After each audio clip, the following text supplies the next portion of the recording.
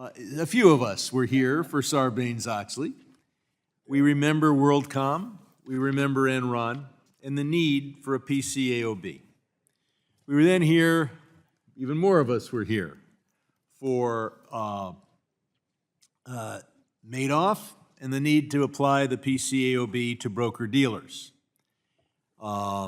We then reformed the PCAOB by making sure that China and Chinese-based companies would be subject to it. That was my bill along with Senator Kennedy, and then we accelerated that process with a separate bill.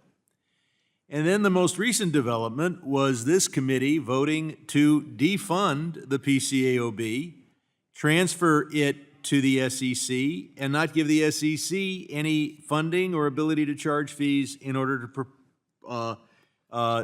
to carry out the functions of the PCAOB. I want to thank the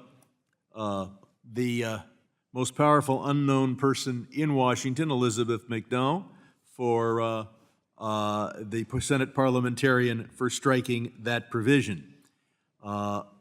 We should not defund the police in the streets, and we should not defund the police in the suites. That includes the CFPB and it includes the PCAOB. The bills that we are considering today include one that would allow auditing firms not to register with the PCAOB, but instead simply meet the standards of the AICPA. The AICPA was not consulted, the CPA caucus was not consulted, and the only standards that would apply to auditing firms were those meaning independence, not those dealing with their competence and breadth of experience for the audit that they were attempting to do. A second bill raises the dollar floor on which companies would be exempt and not have to have reports or as many reports on their internal controls. This makes some sense because we haven't adjusted that figure, I believe, since Sarbanes-Oxley. And so if the policy was right then, the dollar amount has to be changed now, because $250 million then is very different from $250 million now.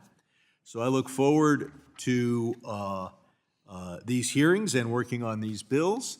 As I said, I think the last time we were all in this room, the most fascinating issues that really the entire country faces are those dealing with auditing and accounting, and they are also the most important issues.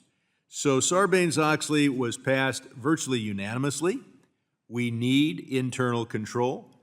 We need auditors to audit the internal control.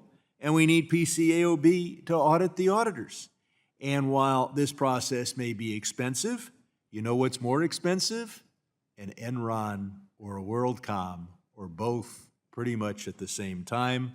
I think the losses to investors were, between the two of those, were well over $200 billion, but it's not just that.